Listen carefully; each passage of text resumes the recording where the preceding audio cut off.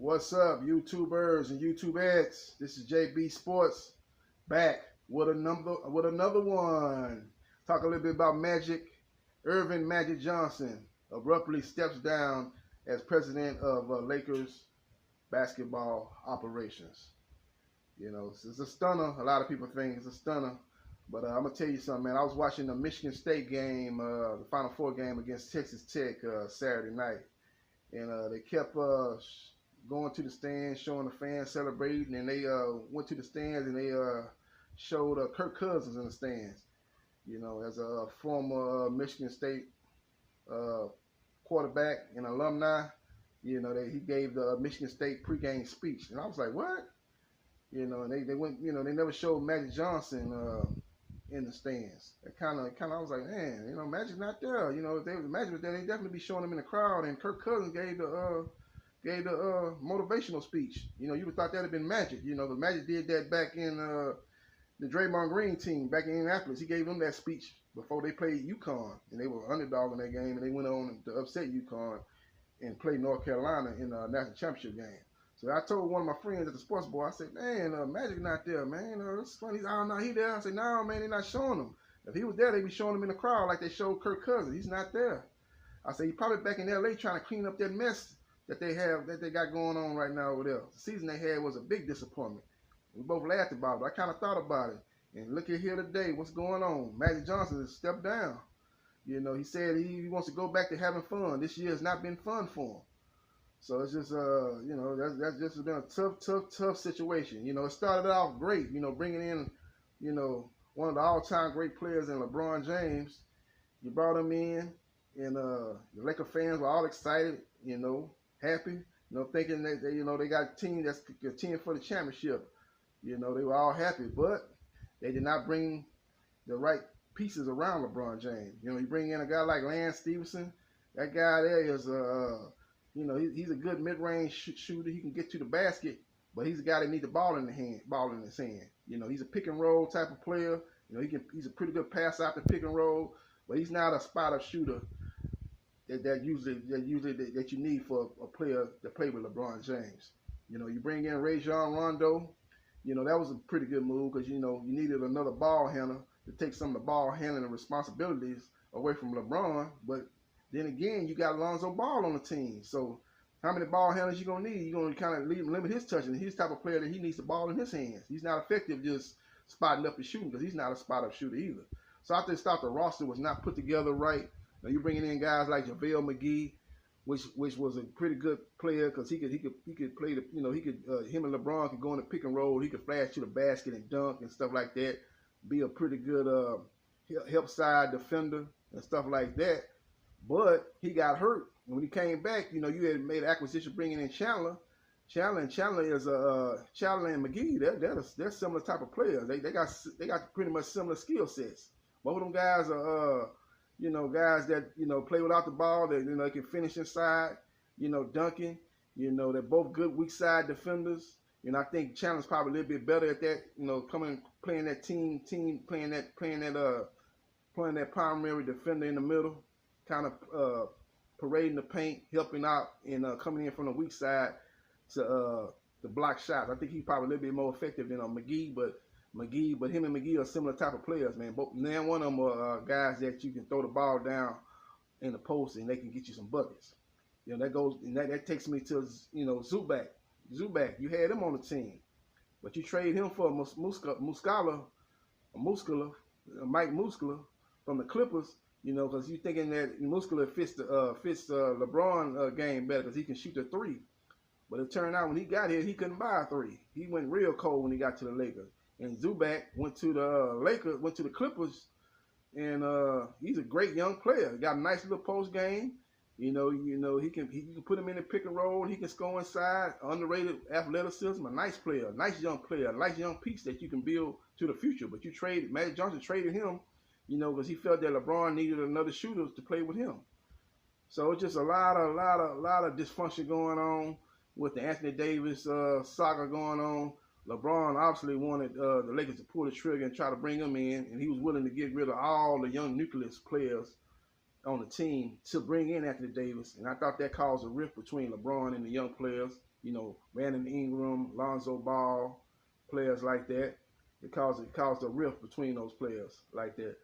And I thought Magic Johnson felt that New Orleans was leaking the negotiations of the trade.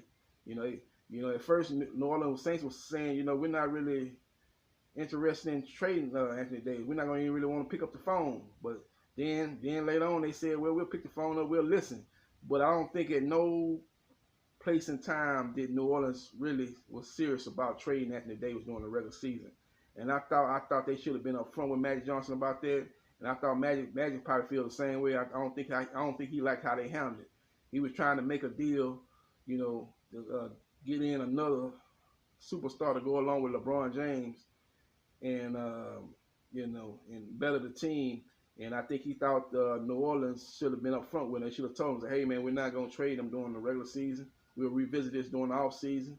When we got other teams that can probably come into play, like a Boston that's got multiple draft picks and got a young nucleus of players that's probably played at a higher level than the Lakers' young players. So, and you might have another team come in. You have another teams come in and offer their package, offer their deal. So I don't want to just take your deal right now when I maybe can get a better deal in the off season. I think Magic probably felt they should have been a little bit more upfront with them about that, and they wasn't. They were leaking stuff to the media about players that's going to be in a possible deal for Anthony Davis, and I think that caused a rift between LeBron and the young players on the Lakers team. And I thought Magic didn't like how that situation was unfolded. Another thing that I think Magic was not happy about was LeVar Ball and Lonzo Ball. LeVar Ball was basically calling for Luke Walton to be fired during the season. He basically said that Luke Walton didn't know how to use his son. He should turn the reins over to his son and let his son play his game and get out the way. Basically, what LeVar Ball was saying, and he said that Magic told him that LeVar Ball was the face of the franchise, but he said evidently Magic didn't tell Luke that because Luke was not playing Lonzo that many minutes. Basically had Lonzo coming off the bench backing up Rondo. Limiting his minutes. He played one quarter, he'll sit out half of another quarter, come back and play a little bit of the third quarter, and sit out the rest of the fourth quarter, depending on how the game goes. Didn't have he wanted him to just turn the reins over to Lonzo and let him do his thing, kind of like what he did at UCLA. But Lonzo Ball is a guy that needs the ball in his hand, just like Rondo and just like LeBron James. Lonzo Ball is not a good three-point shooter. He's not a spot-up shooter. He's a decent defender, but he's not a spot-up shooter. So another player on the roster that his game didn't necessarily fit with LeBron James' game. So I just thought it was a bad job putting that roster together, and they kind of paid the penalty of it during this season as they didn't make the playoffs, especially when LeBron got hurt. Another thing they should have been. Another thing I think Magic wasn't a fan of was how I think he expected LeBron to be more of a leader than what he was. I think LeBron kind of basically the way LeBron acted during timeouts and during the game, he was off to himself, sitting at the end of the bench. You're not even communicating with none of the players or none of the coaches, sitting off to himself, had bad body language. I don't think Magic liked that. I think he thought LeBron was going to come in and be more of a leader and a mentor to the young players. And at times he probably was, but at times he wasn't. And I think that caused a rift between the players. As I think the players called a team meeting. They told LeBron, say, hey, man, we don't like your body language. Your body language has got to be better. And I think LeBron responded positive to it. He said, yeah, you try to work on it and try to get better. But I don't think Magic was a fan of that during the season, LeBron's body language. So I just think it was a combination of things that caused Magic Johnson to step down. And Magic Johnson is, I guess he's at peace right now. He said he's happy. He wants to go back to having fun. And he got out of the situation, So hopefully they'll bring in a guy that's an analytical guy, a guy that knows analytics, because I think that's what they're lacking. They don't have an analytical guy in the organization. A guy like Daryl Morey, you know, a guy like they have working under Danny Ainge with the Boston Celtics. I think the Golden State Warriors, they have an analytical guy in their organization. Their general manager, he's an analytical guy. So, you know, you got to have that type of guy to go along with your basketball people to make decisions where you can make the best decisions as far as how you build a roster and the players you put around LeBron James. So again, this is JB Sports with breaking news that Irvin Magic Johnson has stepped down as Lakers president of basketball operations. And we'll see what the next moves that Jeannie Buss and Pelinka make in consultation with LeBron James, and we'll see what the Lakers do to do from this point on. You know, now that Magic Johnson has stepped down. This is JB Sports, and I'll say peace out to all the YouTubers and YouTubettes, and I'll be back with another one. Here again shortly. Peace.